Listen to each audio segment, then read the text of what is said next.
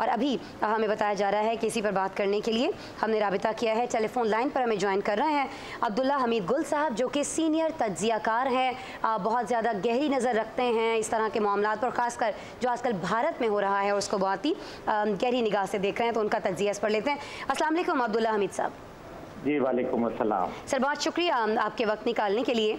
Sir, ये किसानों का जो एहतजाज है, ये आपको नहीं लगता कि बहुत ज़्यादा तूल पकड़ता चला जा रहा है, और इसको तूल देने में और फिर इसको इंटरनेशनल मीडिया में हाईलाइट करने में, इवन बरतानवी पार्लियामान तक पहुंचाने में कोई और कसूरवार नहीं है? मोदी सरकार खुद इन्वॉल्व है, खुद कसूरवार है, वो इस मामले को किसी तौर तय ही नहीं करना चाहती और अब ये इंटरनेशनली डिस्कस होने लग गया। अमित साहब जी बिस्मिल्लाहिर्रहमानिर्रहीम, ये बिल्कुल ऐसा ही है कि इसके अंदर, क्योंकि ये एक इंटरनल मैटर है भारत का, लेकिन इंटरनल मैटर जब उसमें ह्यूमन राइट्स वायलेशन होना शुरू कर दें इस अंदाज में खुलेआम, और लोगों को जा के मारा जाए, उनको कत्ल किया जाए, उनके जायज़ मुतालबात को जो है वो बिल्कुल रोन दिया जाए सरकार के बूटों तले, तो जाहिर है फिर ये इंटरनेशनली जो है फिर इसमें कुव्वतें जो है वो इन्वॉल्व हो जाती हैं। देखो, किसानों ने भारत को एक दफ़ा फिर बंद करने का ऐलान कर दिया है।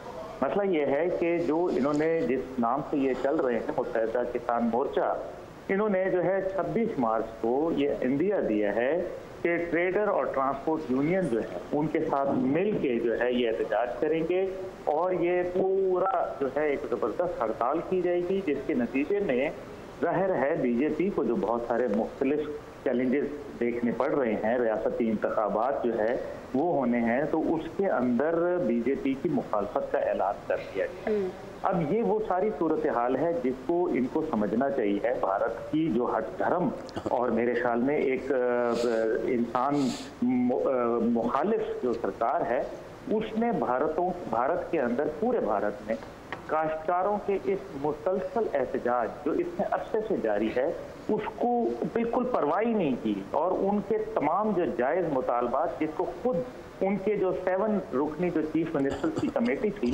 उसके अंदर जो है उसको रद्द कर दिया। अब इसमें तकरीबन 14 लाख, बल्कि 1 करोड़ 40 लाख वो ट्रांसपोर्ट यूनियन वाले शामिल हैं जो इसके हिस्सा है इस हड़ताल का।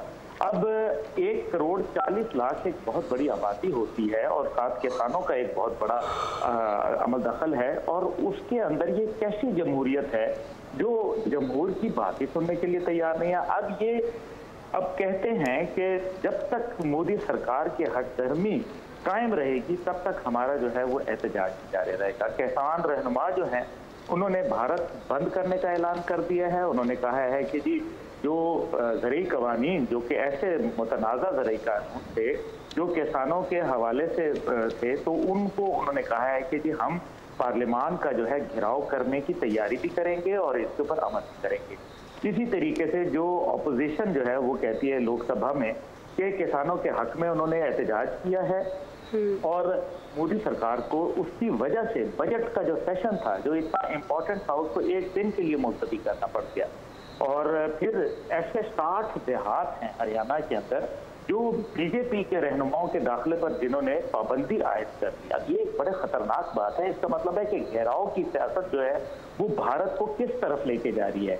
और फिर जो सूबे के नायब वजीर आला जो हैं उन्होंने उनके खिलाफ खवातीन जो हैं वो रैलियां निकाल रही हैं, मुजाहिरीन जो हैं वो मार्च कर रहे हैं, जो है वो शोर हंगामा कर रहे हैं। और इसी तरीके से जो डिप्टी वजीर आला बीजेपी की हमायत जो उन्होंने कही है, जो पहले उन्होंने किसानों ने और इन सारे लोगों ने हमायत की थी, उस हमायत को भी उन्होंने कहा है कि हम वापस ले लेंगे। अब दिल्ली सरकार जो है वो अपनी हठधर्मी जो है वो कायम रखे हुए है, और ये मुझे याद पड़ता है कि 26 नवंबर गालिबन ये 2020 से ये एहतजाज जारी है। सही। और इसमें अभी तक सैकड़ों किसानों की जो है वो जान जा चुकी है। अच्छा अब्दुल्ला गुल साहब हो चुके हैं। जी अब्दुल्ला गुल साहब, बिल्कुल आपने बजा फरमाया। आपकी उसी बात से जो है वो एक ज़िमनी सवाल जो है वो जहन में आ रहा है। आपने भी कहा कि मोदी सरकार अपनी हठधर्मी बरकरार रखे हुए है, हिंदुत्वा बनाना चाहते हैं, अपनी रियासत को अखंड करना चाहते हैं, कुछ भी बनाना चाहते हैं,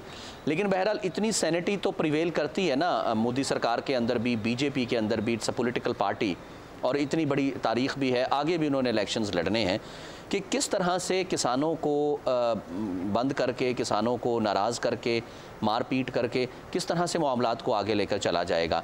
रियासत को स्टेक पर रखकर, यानी क्या इतनी इंसैनिटी है कि रियासत को, रियासत के तशख़्ख़ुस को, उसके इमेज को स्टेक पर रख के ये सब कुछ किया जा रहा है? देखिए, असली बात यह है कि उन कॉरपोरेट इदारों के ताबे देना चाहते हैं, उन टाटा, बिरला, अंबानी, ये दीगर जितने भी बड़े बड़े बिजनेस टाइकून हैं, उनके ताबे करना चाहते हैं। उनके मुताबिक जो है वो, यानी कि उनकी कीमतों का तयन वो करेंगे, अजनास की हर चीज़ का वो तयन करेंगे। तो इस वजह से जो किसान है, जो उसकी एक ज़ाहिर है उसकी जो पैदावार के ऊपर लागत आ रही है, उस लागत के हवाले से उनके बहुत सारे तहफ़्फ़ुज़ात हैं। अभी इसके ऊपर एक फैसला हो चुका था, लेकिन नजर ये आ रहा है कि कॉरपोरेट इंडिया इस बुरी तरीके से छा गया है मोदी सरकार के ऊपर और बीजेपी की फाशिस्ट गवर्नमेंट पे कि उनको किसी भी चीज को आगे वो लेके बढ़ना नहीं चाहते। भारत में अब ये देखिए ना, जो गैर कानूनी कब्जा जो जम्मू और कश्मीर में भारतीय फौजों ने किया हुआ है, और उसके हवाले से जो रियासती दहशतगर्दी के हवाले से जो अभी 2 कश्मीरी जवान भी शहीद हुए हैं, तो इनके हवाले से भी आप उनका आलम देख लें तो भारत की जो हठधर्मी है उसके ऊपर इंटरनेशनल ताकतों की और सब है। क्योंकि अभी पाकिस्तान के हवाले से T-129A के हेलीकॉप्टर जो थे, जो 30 हमने $1.5 बिलियन की लागत से हमने उनके साथ मुआहदा किया था, वो उन्होंने बंद कर दिया। अमेरिका ने ये कह के कि S-400 मिसाइल जो है वो रूस से वो खरीदारी कर रहे हैं, और वही S-400 जो मिसाइल है वो भारत ने जो है रूस से खरीदारी की है, तो उनको 174 F-15 जहाज दे दिए। अब ये जो डबल स्टैंडर्ड्स हैं, पाकिस्तान के लिए कुछ और है, हिंदुस्तान के लिए कुछ और हैं, इसी तरीके से तुर्की के लिए और है। कश्मीरी जो लोग हैं जो वहाँ इनकी भारत की जुल्म और बर्बरियत का शिकार हो रहे हैं, उनके जो दहशतगर्दी का शिकार हो रहे हैं, उनकी रियासती दहशतगर्दी का, उनके खिलाफ खामोश है, ज़बानें गुंग हैं इंटरनेशनल लोगों की। तो ये भारत के अंदर जो टूट फूट कर अमल शुरू हो चुका है, जिसके अंदर अब भारत की लोगों के अंदर अपनी अपनी कौमियत और अपनी अपनी हैसियत को बचाने के लिए जो जंग छिड़ गई है, ये भारत को ले डूबेगी।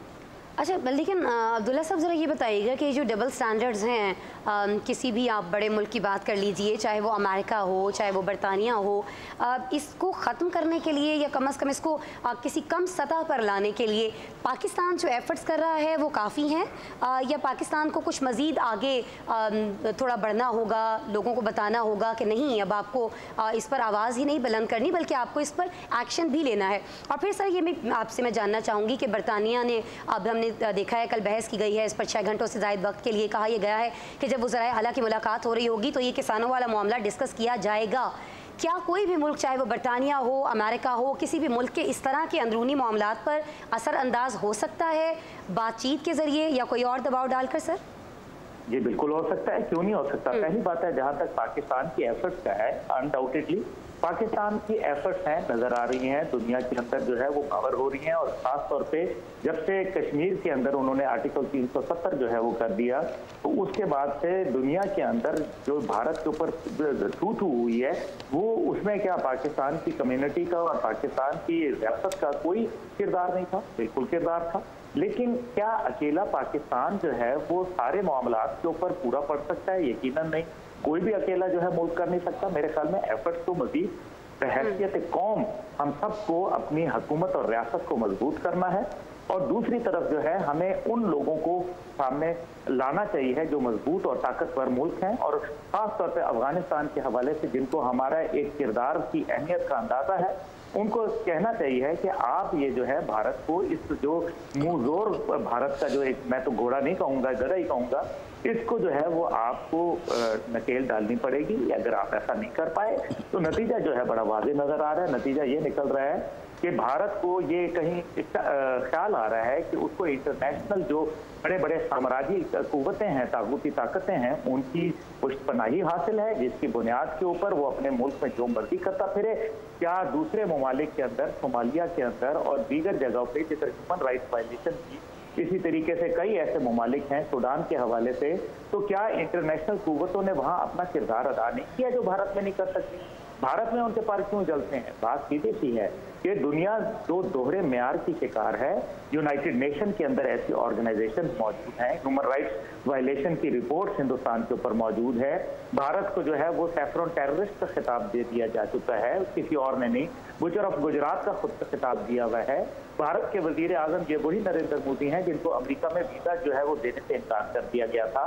तो ये वो सारे अल्फाज हैं जिसको मेरे ख्याल में अब पाकिस्तान को एक मजबूत जी बिल्कुल, दुनिया जो है वो डबल स्टैंडर्ड्स का शिकार है। और इसी तरह यानी अगर किसी जगह पर मसला हल हो सकता है तो कश्मीर का क्यों नहीं हो सकता, भारतीय किसानों का क्यों नहीं हो सकता, भारत हुकूमत से, भारत सरकार से बात करते हुए पर क्यों चलते हैं। बहुत शुक्रिया अब्दुल्ला हमीद गुल साहब, सीनियर तज्ज़ियाकार थे कश्मीर के बारे में, भारत की पॉलिसीज़ के बारे में, और उसके साथ साथ फिर पूरी दुनिया का जो रिस्पॉन्स है, पूरी दुनिया का जो रिएक्शन आता है भारत की किसी भी इशू पर, उस हवाले से बात कर रहे थे।